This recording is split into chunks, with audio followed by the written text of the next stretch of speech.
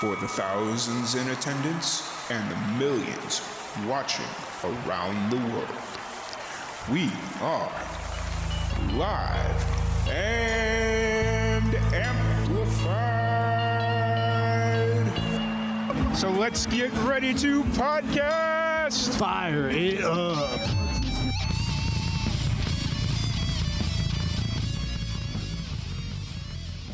Welcome, everybody, to another live and amplified livecast. I'm your host, Tom Quiet, and we are back at it again with another amazing podcast. Today, we have a very special guest. We have Hannah Schzde. How's it going today, Hannah? It's going pretty good. Just enjoying the day off for Veterans Day. Yeah. Awesome. And you're in Boston right now. What's the weather doing in Boston right now? I haven't stepped out today at all, but in the last few days, it's been not too hot.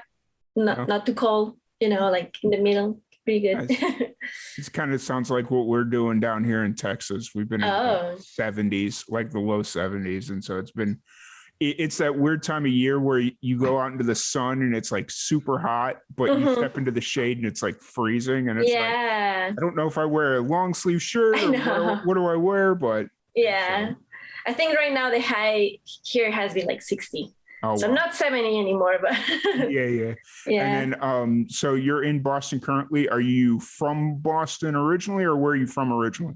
I'm originally from Mexico City in Mexico. And yes. And how'd you find your way to Boston? Oh, I came here for college, actually. I came here 10 years ago this year. Like August 11th this year was 10 years since I moved here. And I came here for music school. Okay. Yeah. Where'd you go to school? University of Mass, is that? Yeah, I went to UMass Boston, yeah. Okay. How'd you, and obviously you've graduated from there and you're past school? Yeah, I graduated at UMass in 2016. So it's been a little bit. Would you study there just music, or was it like a specific kind of music? Would you study at UMass? So the music program there is just like general music, and you choose what instrument you want to focus on. And I focused on violin. Mm-hmm. Yeah. Nice. And so perfect kind of segue. Why did you choose the violin? The violin. Oh, so I have been playing it since I was 15. And before that, I played other instruments. I played piano and guitar, but I always wanted to learn the violin. I really liked the sound of it. And I just was very into classical music back then. So I was a lot like performing with orchestras and things like that. So when I got admitted to UMass, I stayed with the violin and I just focused on that. Gotcha. Yeah. And then who, kind of taking a step back, who introduced you to music, or what was your introduction into music originally when you were a young kid? I think it was all thanks to my parents. Both of my parents are very, very musically inclined. They are actually both medical doctors, but they both played instruments at some point in their life. And at some point they were both in ensembles, either in like, bands with their friends or choirs. Mm-hmm. So like they both love music, and they always, like, my mom put me on piano lessons when I was very young, and I really liked it. I never stopped doing it really. And it was, I think, when I was 14 that I decided I wanted to study music professionally. Oh. Yeah. Are your parents still in Mexico City, or did they make their way to Boston with you? My whole family is still in Mexico City. My mom is still there. My dad passed away last year. But they come to visit a lot. Of course, because of COVID, it hasn't been possible. But I tried to go down every year, and my mom and my dad, when he was alive, they tried to come also like every year. But since COVID, it's been hard. So we're just being patient. Yeah. Understood. And so, what have you kind of, with your music, what have you been doing since you graduated from UMass? Since I graduated, so before COVID, I was in a band, in a rock band, and I was performing with a lot of like pit orchestras in Boston for musicals and just like orchestra gigs. And then I started getting into teaching. And closer to 2018, I became part of the Community Music Center of Community Music Center of Boston, which is like one of the main music schools in Boston. And now I work with them and also with NEMPAC, which is another music school in Boston. And I just teach almost full time. And so right now that's what I've been doing, like teaching music, and I teach songwriting, and I teach violin and piano. Yeah. How do you like teaching? I love teaching. Like I feel like in a way I was born to teach, like it, I never thought I was going to be a music teacher, but it just feels very natural to me to share my knowledge. And I like being patient with the students too, because for example, I started learning the violin when I was about 15 years old, and a lot of people consider that late for the violin. And I just didn't like people thinking that, 15 is still young. I just didn't like people thinking that because I was not 5 years old, that it was too late for me. So I try to encourage my students and tell them that, age doesn't matter. Like if you want to do it for enjoyment, that's fine. If you actually want to someday perform for people, that's also cool. Like I feel like everybody can do it, no matter their age or their abilities. Mm-hmm. Yeah. Absolutely. And then you'd mentioned that you're a multi-instrumentalist, that you play all sorts of different instruments. What was the first instrument you learned how to play? The first I learned to play was the piano. Okay. Yeah. And then you graduated to guitar or violin from there? So after piano, I started guitar, and I loved it, but I guess, not that I lost interest, but when I started violin, that just took all of my attention, and I was like, this is it. And that's what I did mainly since I was like 14, 15. So, and recently, actually, during the lockdown last year, I taught myself how to play the ukulele. Before that, I was learning some mandolin, which is... I was going to bring up the mandolin. I was watching one of your YouTube videos. I think it was one of your covers. And I at first I wasn't really paying attention to what was going on. I was just kind of listening to it because I was busy over here working on some stuff.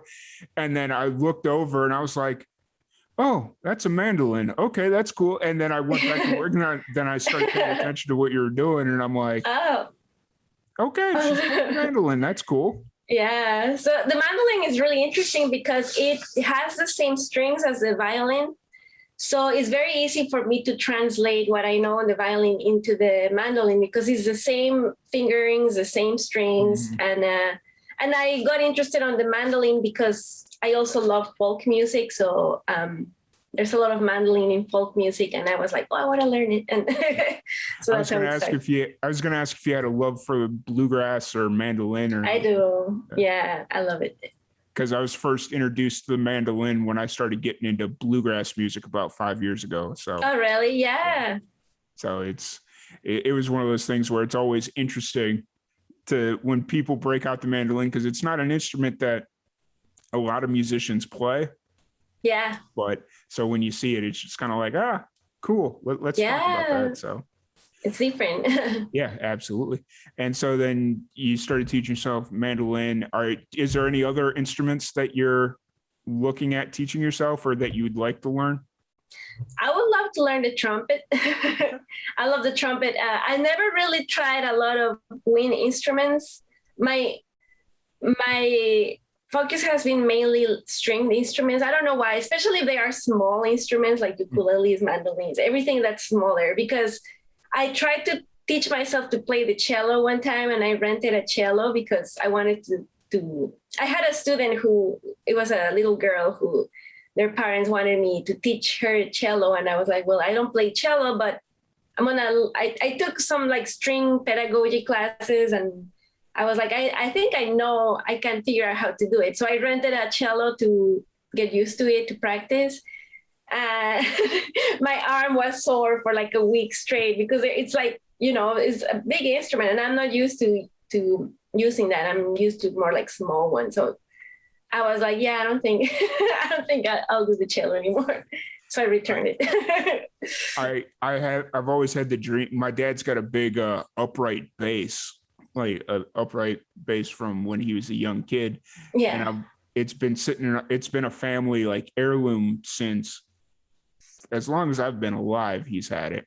And I've always wanted to learn how to play it. And over COVID, I kept telling my dad, like, hey, if you guys ever come visit me, bring that thing up here because it's just sitting in storage. Like, I want to learn how to play it. And then I was talking to Jeff, my sound engineer, and the guy that's from Worcester. He's like, you do realize, though, that if you learn how to play that instrument, you have to carry that instrument around with you. And I'm sitting there looking at the bass, and I'm like, yeah, I think I'm good. I don't need to learn how to play this thing. I'm 6'3", the thing 7 feet tall, something like that. And I'm like, yeah, I'm good. I know. It's like you pretty much sign up for having to get a car or paying for like an extra airplane seat for your instrument. Because like it's just so big. It's so big. So, no, that's really awesome. And then, so I was watching another one. I think it was one of your YouTube videos. It was like a TikTok. It was a TikTok, but it was on YouTube, I believe. And you were talking about how you originally, when we first booked this podcast, you had a bunch of releases that were supposed to come out August, September, October, something in that ballpark. And then obviously because of reasons it wasn't able to happen. And you brought up Burnout, that you were dealing with a lot of burnout and stuff like that. And that kind of really resonated with me because that's something that I'm dealing with currently, is just a lot of burnout. It's like, I think I need to take a break for a little bit. It's, so it's one of those things. So that was really interesting. What was kind of going on that you felt like you were getting burnt out? That's a very good question. And I'm glad you bring it up because I've been thinking a lot about it lately. I think I posted that video that you mentioned about like 2 or 3 days ago. And what I was thinking was that, so I've been working nonstop since in music since the pandemic began, even during the lockdown, because I feel like a lot of musicians saw it as an opportunity to create. And to be like, this is the time I've been waiting for, like just being at home, not having to go out, like trying to stay sane by being productive with my music and proactive with it. So I did a lot of music work. Like I even though I only released 2 songs, I was collaborating with other people, recording violin for their tracks. I was trying to meet deadlines a lot, trying to push myself to do it. I for a few months, I was releasing a YouTube cover, like a music cover every week. And I just felt like and then also last year, I lost my dad in May. And I feel like I never really allowed myself to rest after that, because also when you lose someone, you just look for ways to stay busy, like to keep you from like, getting depressed or thinking too much about it. So I just thought like, well, my dad would want me to keep on going. So this is what I'm going to do. So I've been just going at it like nonstop. And then the school year began again in September, and I teach I teach music at public schools. So like the music school that hires me sends me to public schools to teach. And we were back in person, and it was that big transition from being at home every day, like not really having to commute, which can be tough, and like not going in person and being surrounded by people wearing a mask all day. So the transition was really hard for me, like the commuting, getting up early first, commuting, wearing the mask, being around, tons of people. And even though I love it, I was getting really tired of teaching online. Like I really needed to get out. It was a hard transition in that matter. And between all of that, I was like, I think I need to take one step at a time, like one thing at a time, because when I teach, I really like giving my best to the students.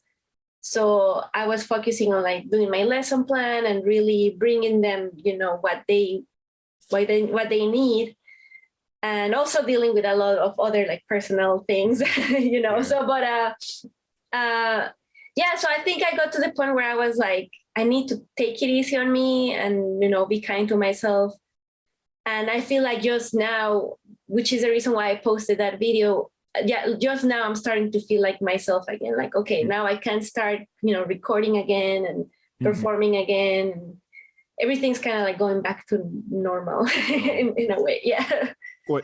So the reason I brought that video up, because it spoke to me on a very personal level. And this was before that I knew that you lost your father. I lost my mother in July. She passed away in July. And I was very much like you were talking about. So we found out she was sick in the end of March. And my dad called me. He was like, hey, I need you, if you can work it, I really need your help. If you can work remotely down in Florida and help me just take care of your mom, make sure she gets to her appointments, all that fun stuff. I could really use your help. And so worked it, went down to Florida, and it was essentially like I was working 3 full-time jobs, you know? So it's like I get up in the morning, make sure mom eats, make sure she gets her medicine, make sure, you know, just like anything that she needs, and make sure the house is clean, all this stuff. Then I jump into my day job. And then at night, after I make sure my mom's good and in bed, I jump in and do the live and amplified thing. So it was like all this stuff. And I did that for 3 months straight. Oh, yeah. You know? That's a lot. And I was just like, okay. And then I got home and it's like, well, I got to keep myself busy because I can't just sit here and sulk about things. My mom wanted me to keep doing all this stuff. So kept myself busy. And then about 3 weeks ago, I just started getting that burnout. And I'm like, I probably need to take a break here. And so after next weekend, I've got a nice 6-week, not doing nothing about nothing.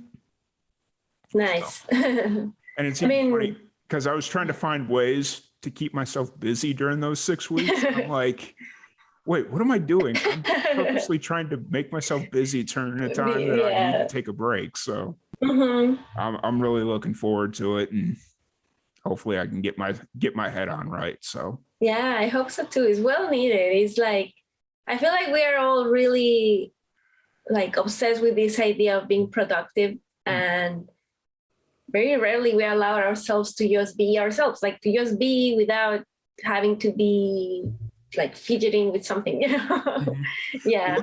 And I think what the real breakthrough moment for me, and you can kind of chime in and tell me if this was kind of a breakthrough moment for you, is about a month ago, I realized that I was just kind of going through the motions and I wasn't enjoying what I was doing, and I wasn't like absorbing who I was talking to or what was going on. So there's like a good stretch of interviews that I did that it was just kind of like, I'm listening, but I'm not retaining what's going on, if you know what I'm saying. Yeah. And so like, even for like you, it's like, did you experience when you were kind of going through where you felt like you were really starting to burn out? Was there a point where you just felt like musically you were going through the motions, or did you experience any of that?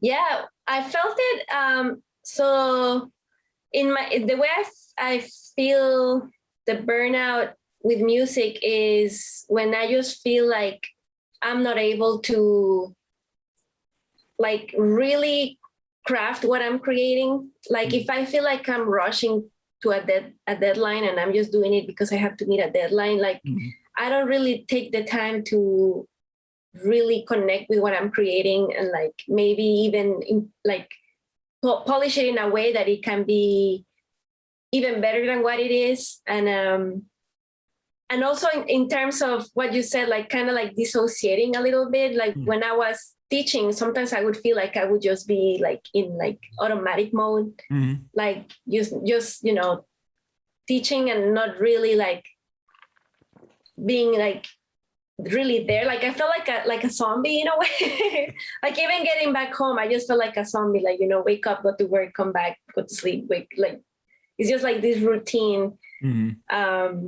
Yeah, but since I decided to push the date for the next release, I've been working with my voice teacher.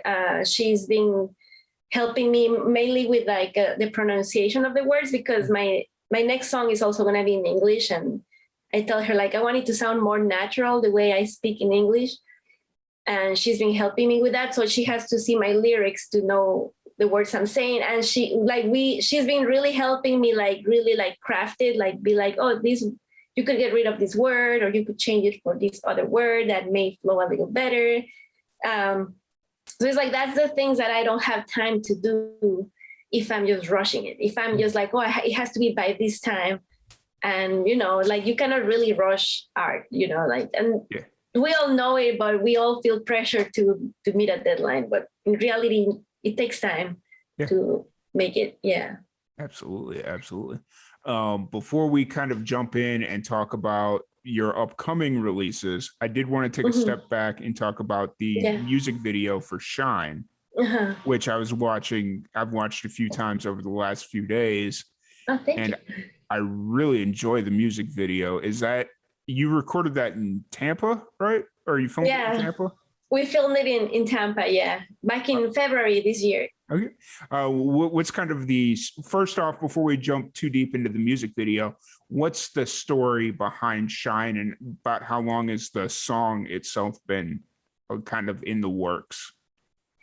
That I'm glad you mentioned it, because I actually wrote this song in 2013. Okay.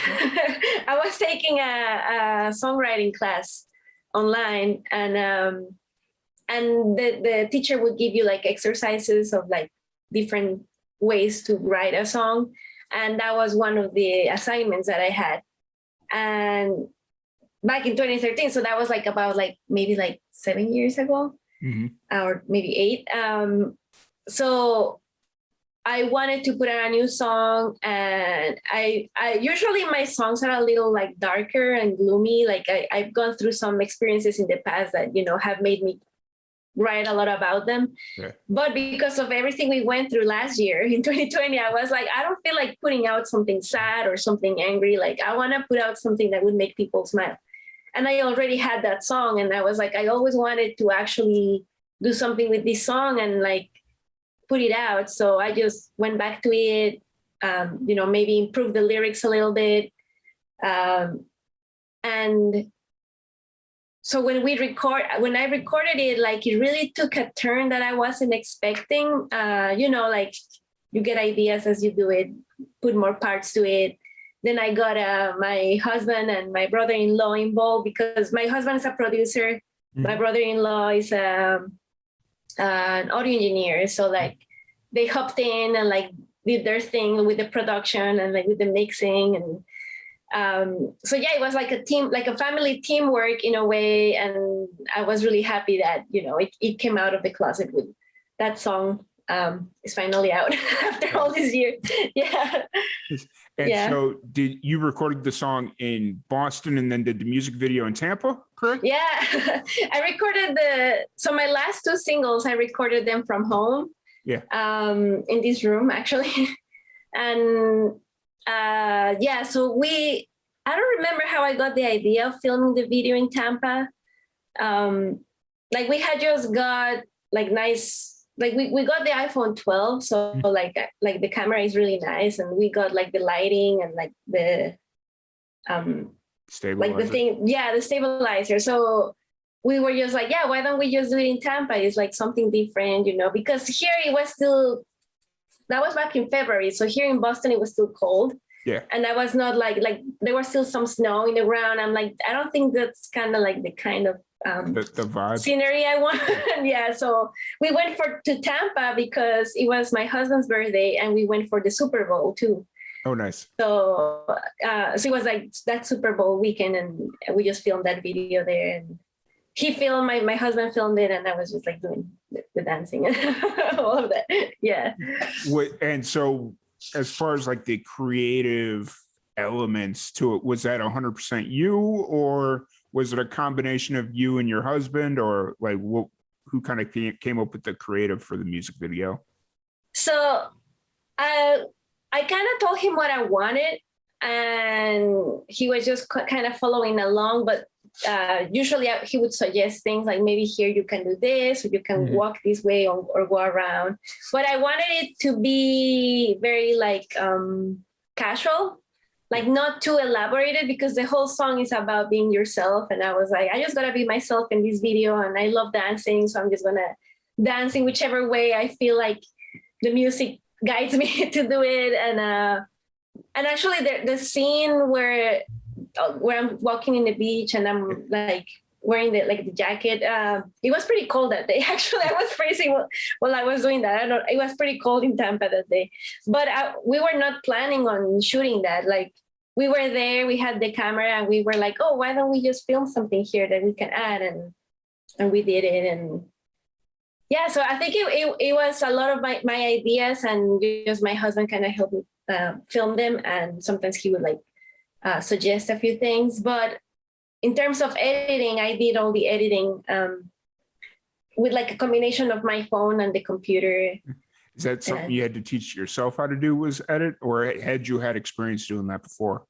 I had some experience, because my first job after I graduated from UMass was I was a media producer at UMass for the e-learning department.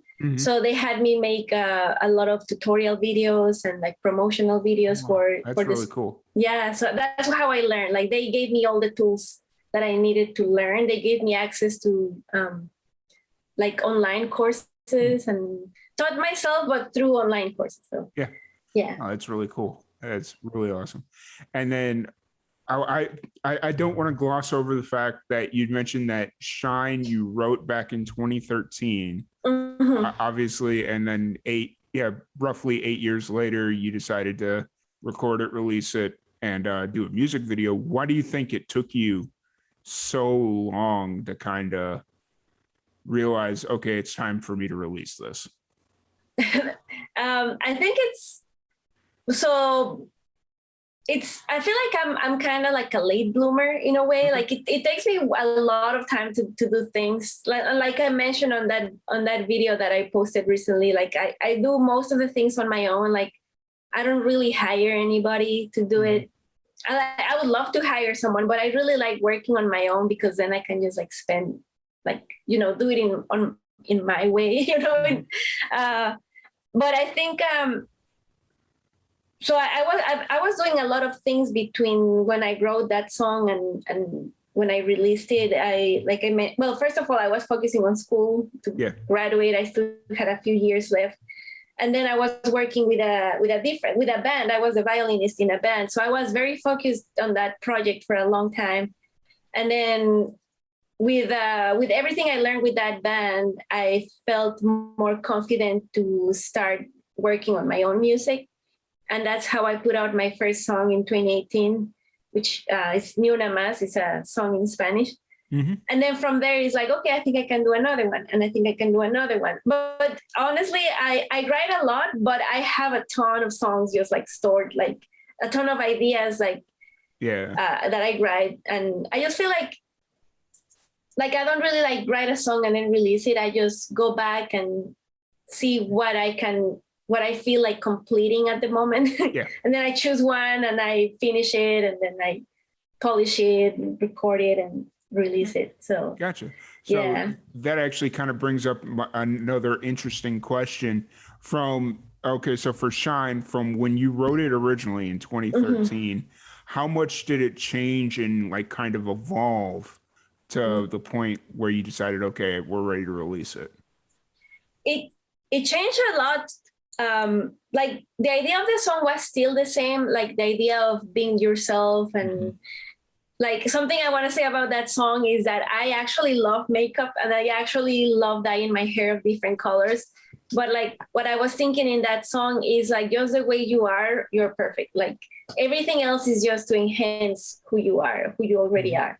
So something I wanted to include to making that song, what I wanted to make it more gender inclusive. Like I wanted it to be in a way that it could be relatable to everyone. Mhm. Like not only if you're a woman or female or if you're a man, like I want you to, no matter your gender, like to feel that like whichever way you identify, you're beautiful the way you want to identify as. Yeah. So I feel like in that aspect, that's the one thing that I became aware of that I included on the song. But other than that, like the main idea of it stayed the same. And also like I had no idea it was going to end up being such of like a kind of like electronic beats. Like I had no idea how the backing track was going to be. And I'm really happy with how it came out in the end.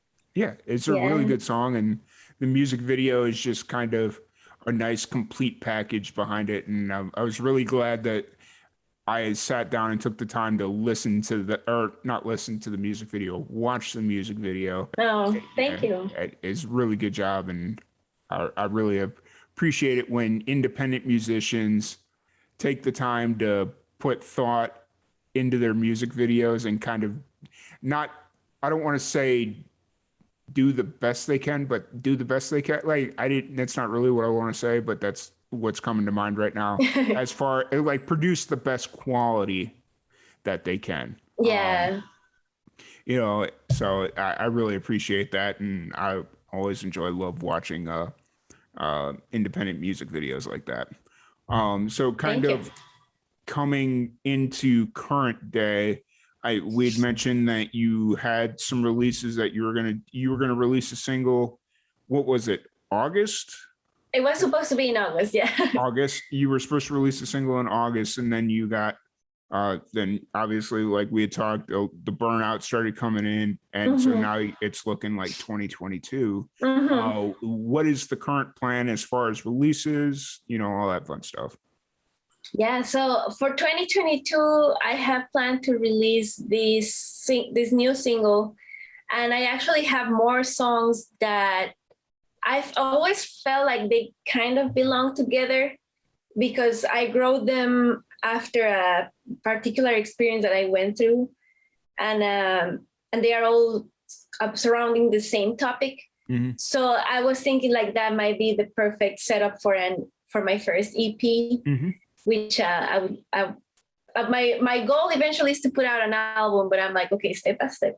First singles, and I want to try the EP. So I'm hoping by the summer next year, I'll have the EP completed. Maybe a couple of singles before that. I already have like the single that's going to be released next year. It's already in the process of being recorded and all of those fun things. But yeah, so like I'm really, I'm really trying to do it in a different way this time, where it's like I give myself enough time to do it. And I know that eventually the burnout's gonna come again, and the rush and like the stress is gonna come again. But I want to be smarter about it. I don't want to feel like I have to cram it all and push myself to do it by a certain time. Like I want to pace it out. Yeah, absolutely. And it's one of those things where it's like, the burnout's coming or it's going to happen. You went through it once already, so like, okay, I'm starting to feel this way again. I need to either pull it back a little bit or like figure out how to prepare for it. So that's really good that you're aware that the burnout's could very well happen again. I'm not going to say it's going to happen again, but very well could happen. Could happen, yeah. So I just wanted to make that little side note before we kind of jump into the EP, because in today's modern, I hate using the phrase modern music business because it seems so like the music business is so different than it was 2 years ago, let alone, 10 years ago. You see a lot of musicians kind of staying in that single realm. Like they're just releasing those singles. But it's in that world of having to stay on top of the Spotify algorithm and getting, instead of releasing the old model of releasing a full-length album every 2 years or whatever it is. It's like, no, you got to release a single like every 2 months, or people forget about you, you know? Yeah. And on the independent level, that's even harder because it's like, not everybody can afford to do like, unless it's like yourself, where you have the ability to record in your own home and, you know, have a like really professionally studio quality recording. It's not cheap to go into a studio and record, and having to release a single every 2 months. It costs the same if you're doing one, or if you're going into the studio to do one single, or, you know, like, because they do it by the day. They charge day rates, not so much per song. So yeah, exactly. You know, it's more cost effective for an independent artist to go in and do 3, 4, 5 songs. Yeah. And then so it's interesting that you're considering the EP, and like there's definitely a market for it. Like, don't get me wrong, there's a market for the EP, because I don't we'll talk about like your touring aspirations and show gig, you know, like playing shows and all that stuff in a little bit. But unless you're like actively doing that, having an EP or an LP is just kind of, I don't want to say a waste, but it's hard to justify that, you know? Yeah, I know what you mean. Yeah. But being a young musician, it's like having that EP, it's just kind of like, I did it. It's one of those I did it moments. So yeah, completely understand. What you mentioned that you had most of the songs kind of picked out for this EP, right? What went into that song selection process? It was that most of the songs were written either during the same time period or about the same topic, in a way about like, I would say in a way about like repression in a certain way. Either a few of the songs are written from my experience as a woman in the music business, like working with like a very like male dominated, scene where like I even like the band where I was with, I was the only woman in it. So even like for me, like for the first time working with a team that is just like male, for the majority like male members. So like kind of how the members reacted to me and to my opinions and to like what I had to say about it. Like sometimes I would feel like maybe I wasn't being taken seriously, or that maybe sometimes I wouldn't feel free to express myself because it would be misinterpreted or like taken in the wrong way. So a few of the songs are based on that idea of like not feeling like you can be yourself, because people might judge you. But also, and a few of the other of the songs, which is one of the singles that I put out during the pandemic, which is called "We Let You Go." That single was also written in that time, and it was about when you leave a very like bad situation, like an abusive environment, which was what all these songs were inspired by, an experience I had in an abusive relationship. So they all talk about the point of view of like, what does it feel to be in it? What does it feel to be free from it? And even like one of the songs talk about like what would it be if I wasn't able to get out of it, and I actually maybe never made it out alive, like, because it's one of those situations where you could have lost your life.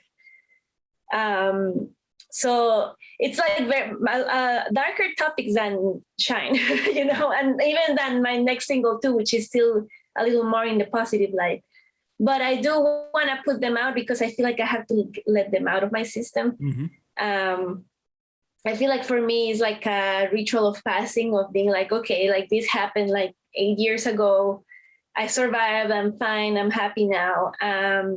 And maybe someone needs to hear this. Maybe someone needs to just, I feel identified with this experience that maybe they went through. as well.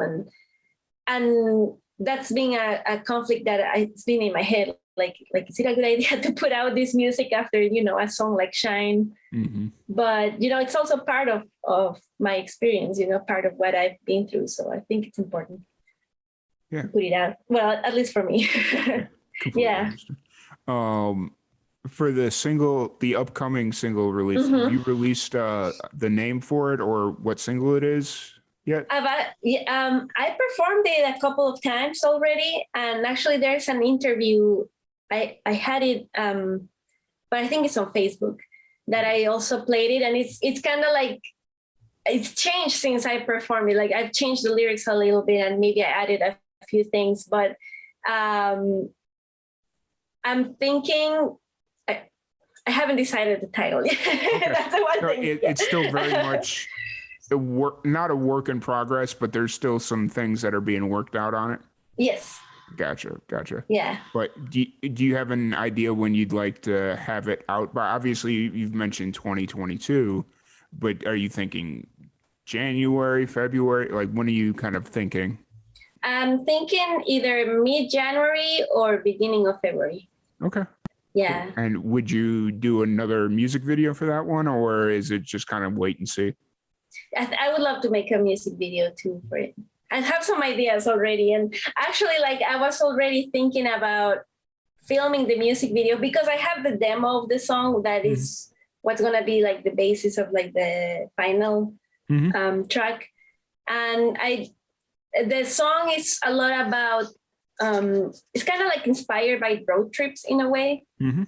So we actually did a road trip recently from Florida to Boston. And I was thinking about filming it during that road trip, but things happened too. Like they didn't happen. I mean, I filmed a few things, but it wasn't exactly what I wanted. So I was like, I think I'll take that idea and I'll evolve it in some other way. Yeah.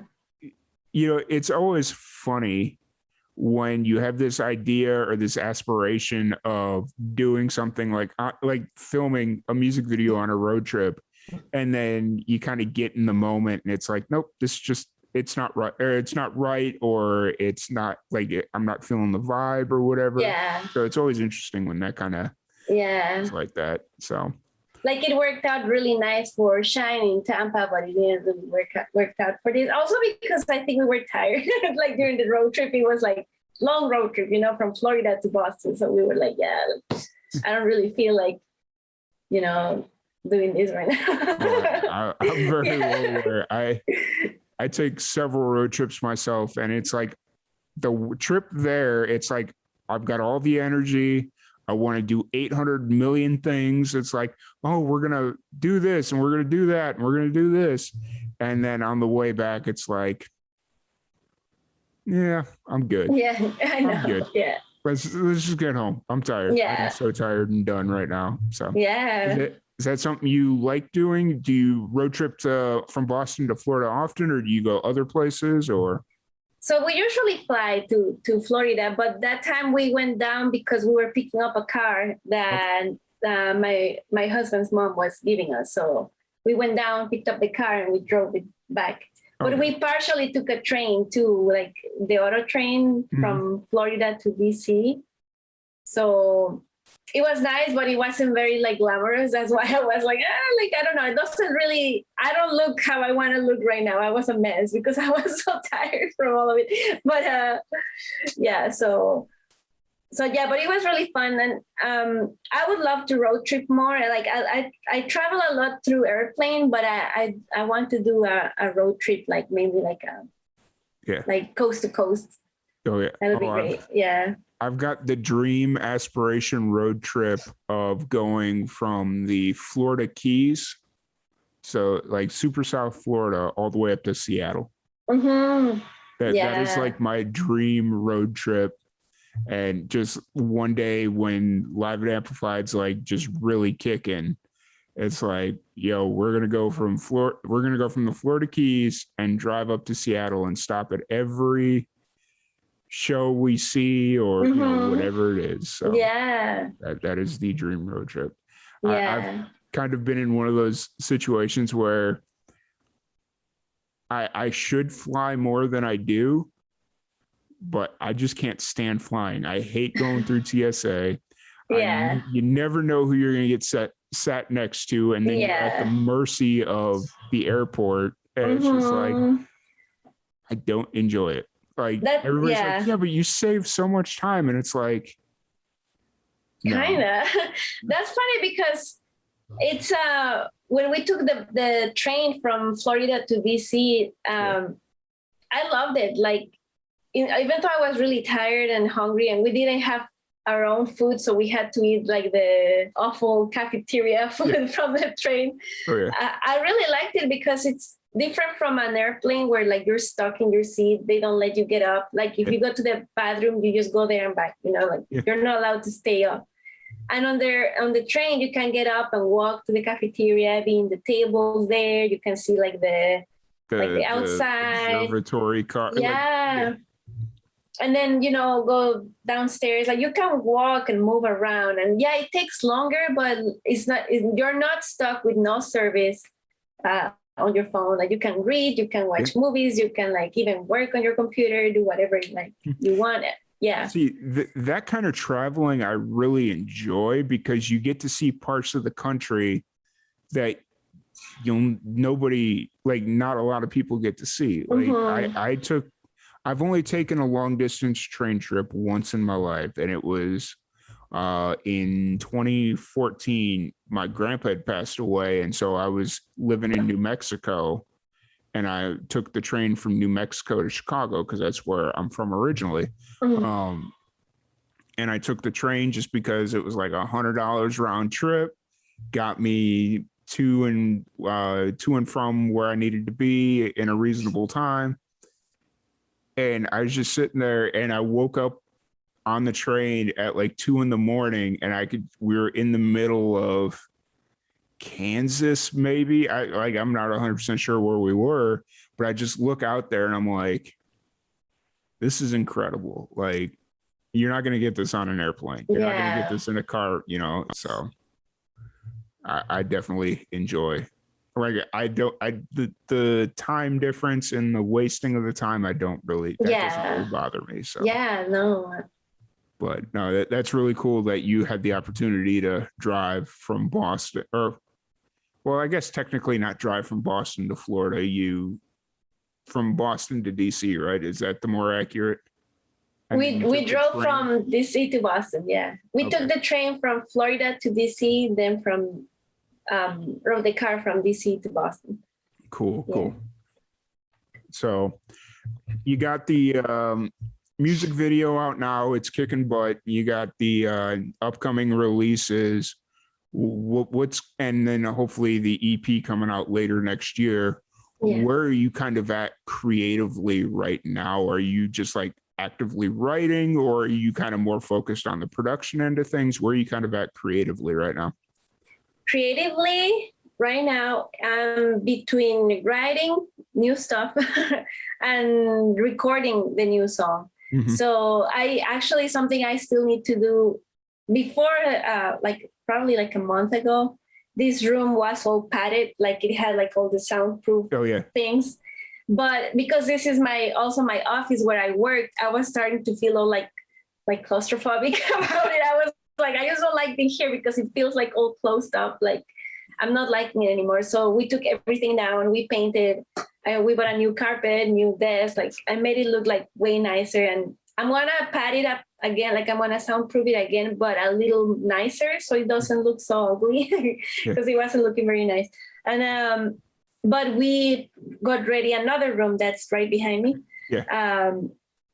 like to record. So that's all set up. I'm already like recording a few things, you know, the parts. And but since I'm teaching songwriting right now at the public schools, like I've been just, you know, learning a lot. Like even though I've learned it in the past, like, you know, you keep on learning, and I have to find new songs to show the students, and then I have to research about the songs to tell them like important facts about the songs or interesting facts about the artists. So that in itself, like I've learned a lot. So it's been inspiring me to write a lot, and I'm just writing ideas down all the time. And riding on the train and everywhere I can. Awesome. Yeah. Awesome. So obviously writing and recording, and with COVID, it's obviously going to be a little bit different as far as playing live shows. But during a non-COVID year, how often are you usually playing live shows? Before COVID, I was performing like at least 2 or 3 times a month. Okay. Like I was doing it a lot. Like I really slowed down now, also because like I'm not part of any ensembles right now.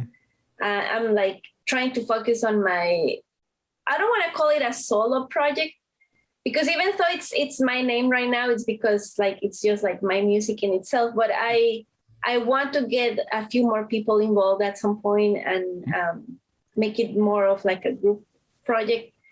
So, but I feel like eventually next year I want to start performing again.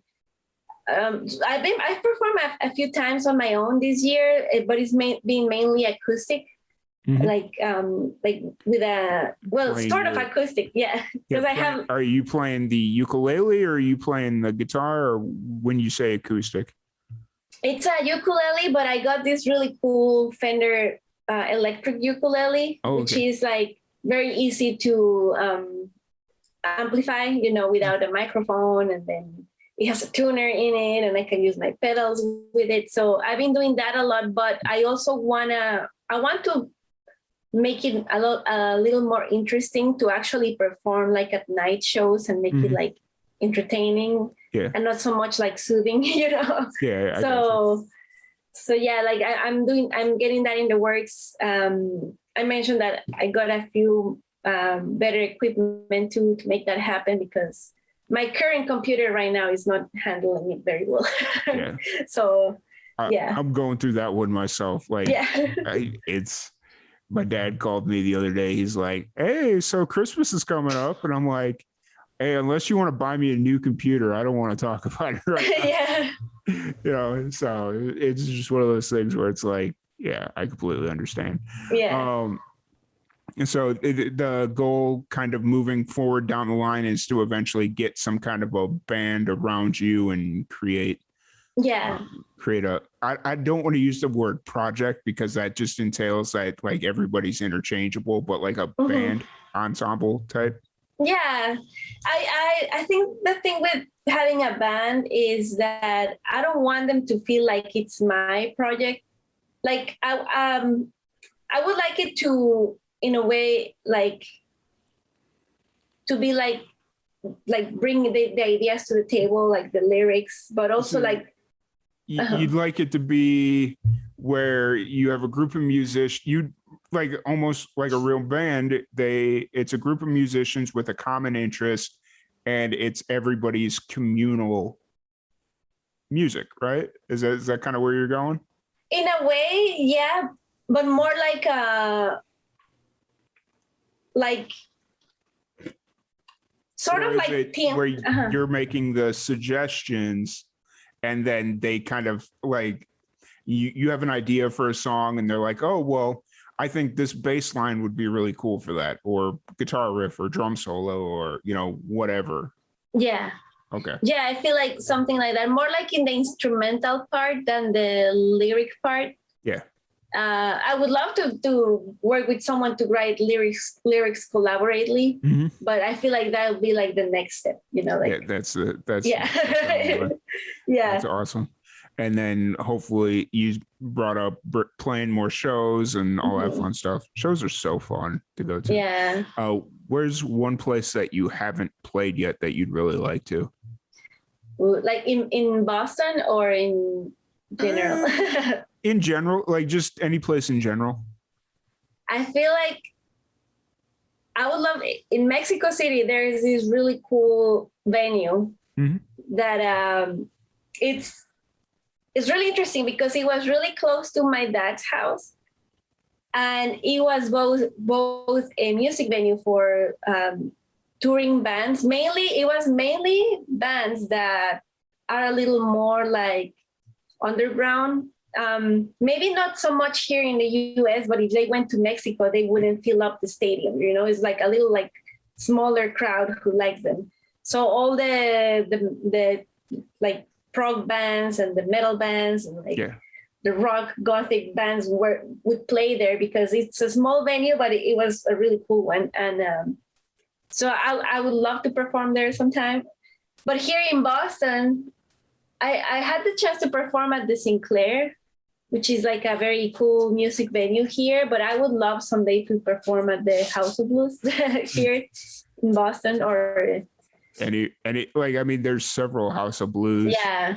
Anywhere, because like I lived in Florida for a little bit, and I used to go to the House of Blues in Orlando all the time.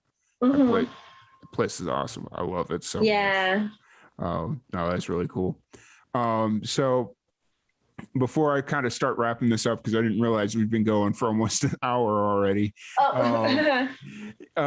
Outside of music, obviously teaching's a very important part of your life, but when you need to kind of escape from everything, when you were going through those burnout moments and you just kind of needed to escape from everything, what were some of your hobbies? What were some of the things that you turned to? So my hobby that I've been loving for maybe 5 years now is gardening. Anything that has to do with plants. Of course, like there's a limited time for that here in Massachusetts, like mainly from like April to like November, maybe October, since like when you grow your seeds and then you harvest everything. So gardening has been really important for me to keep me sane. Like, going to my yard, my little garden that I have, and like watering it and planting everything and harvesting the things. But recently I've been getting into roller skating. Nice. Yeah, so it's like I used to skate a lot when I was younger, and now it's like I want to try it again. And it's kind of like, for some reason, roller skates became like very popular this year during the summer. And I didn't really get to do it during the summer, but I finally got myself a pair of roller skates, and my neighbor also did. Like we're friends, and we go out together and like skate and try to learn in the street. And like we fall, and we keep it like safe though, because I'm like, I don't want to break any bones. But yeah, for sure. Oh yeah, you definitely don't want to break bones. Yeah. Oh, what do you like to garden? Like, what's your go-to? Vegetable. I've tried many things. So for a couple of years, I did tomatoes and peppers and what else? Like zucchini. But I end up with so many tomatoes. Like I can give them away, but it's like so many of them that I don't end up like eating them all. Yeah. Or like they go bad. So I was like, this year I want to try something different. And this year I grew like herbs like mint and rosemary. And I like that. Like I feel like I have more of a use for that, especially if you dry them out and put them in jars. Like you can use them over time. Like it's not like it goes bad and then you have to throw it away. Once you dry them out, they're good. Like, well, I mean, not good, but like they last a while. Yeah, they last a lot longer. I for the last 2 seasons, I've been trying to grow cayenne peppers. Oh. But in my because I live in an apartment where I have to put the plant potter thing, like the pottery plant. I don't get enough sunlight. And so like every year it's like, okay, where's the sun coming in? Okay, it's right there. So I try and raise the plant to that point, and every year I get it to this past year I got it to the point where it was getting ready to bud, and then it just stopped growing, and I'm like, dang it, I just can't get it right. So yeah, it's an ongoing battle, and one of these years I will get my cayenne peppers to grow. Yeah. They also sell a lot of indoor like planters that they come with everything you need. Like it comes with the light, so they grow straight. And worst comes to worst, that is my fail safe. I have a feeling in the next year or two I could very well end up back out in New Mexico, and that's where I'm gonna just like fully immerse myself into planting or like and planting. So there's no shortage of sun out in New Mexico. Oh yeah. So. I'm surprised I'm able to do it where I live because I also live in an apartment, but we have a little no, it's not a yard. It's like a little like just patch of dirt, and I've been using it for like maybe like 5 years, and I just kind of like move the dirt and like do compost so that the dirt gets better every year. But it's like not that big. It's like probably like I don't know. I don't know a lot about feet and stuff, but like it's not that big of a space. But gotcha. But I make it work in a way, and the sun hits it at the right time in the right way. So I think that also helps. Yeah, for sure. But I don't want to keep you too much longer because I know there's a time difference going on here. It's starting to get late by you, but if people want to check out your music, they want to check out any. I don't know what your show schedule is looking like, if you got anything for the rest of the year or not, but if they want to check out any upcoming shows, releases, where's the best place for them to do that? I feel like they can find everything in my website, which is hannahschzde.com. I'm also on Facebook, Instagram. I always post about every show I have and every release I have, which my handle is also Hannah Schzde, hannah.schzde. On TikTok, I'm Hannah Loves with C music. Yeah. What's been your favorite social media platform to interact on over the last 2 years with the pandemic? At first, it was Instagram. I still like Instagram. Facebook, I don't like it a lot. I feel like Facebook really works against the creators. Like, they really want you to pay for the promotion, so they really hide your stuff and don't let anyone see it. So I don't really have a lot of engagement on Facebook. But on Instagram, it's going pretty good. But lately, my favorite one is TikTok. I just feel like it gives more opportunity for like creation, and it's a lot less focused on the aesthetics.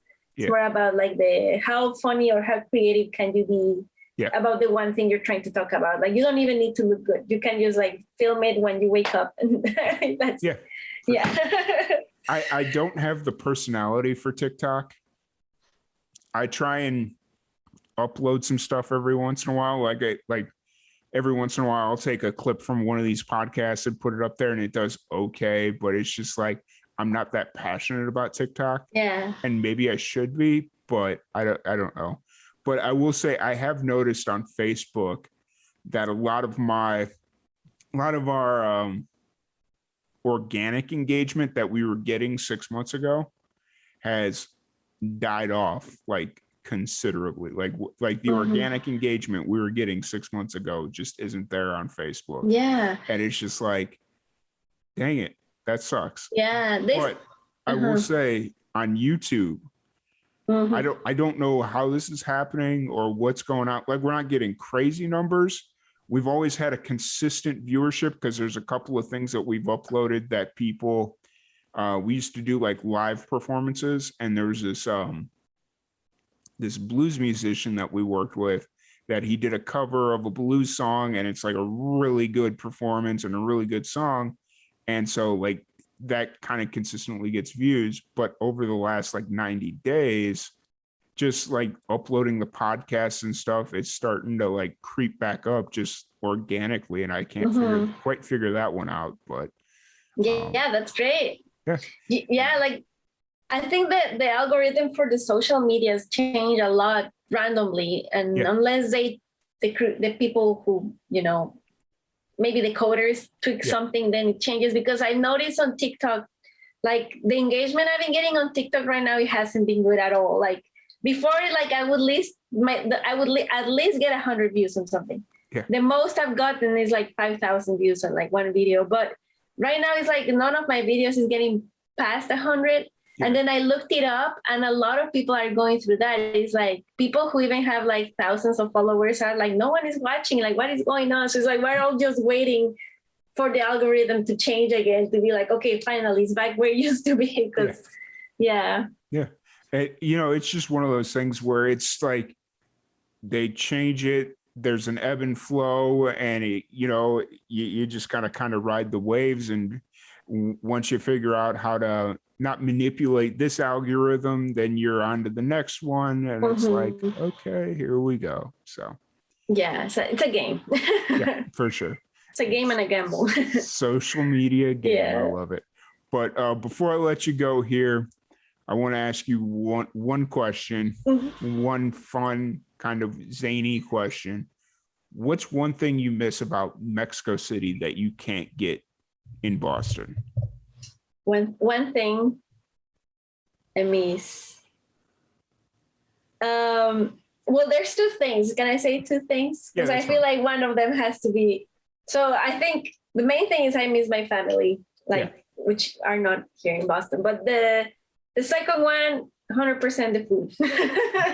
The food there is like, it's kind of like in New York where like everywhere there's food and it's not expensive. You know, the street food is like so good.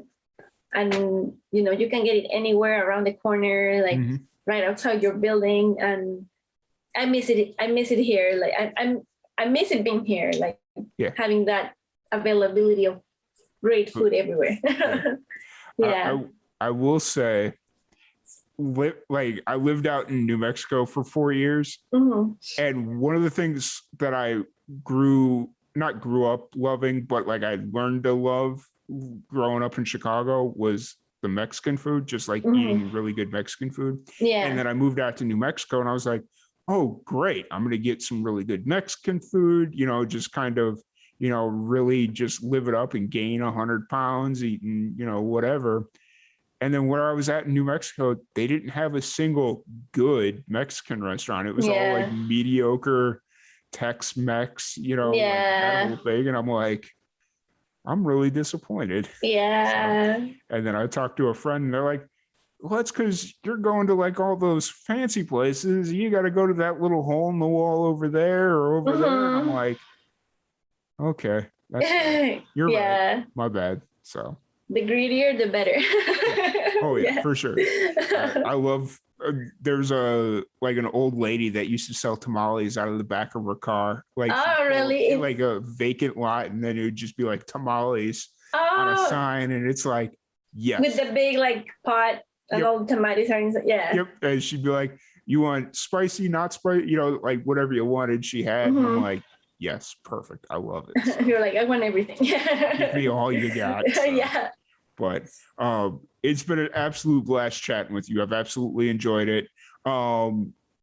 Before we go, one last thing. What's one piece of advice you have for the young musicians out there?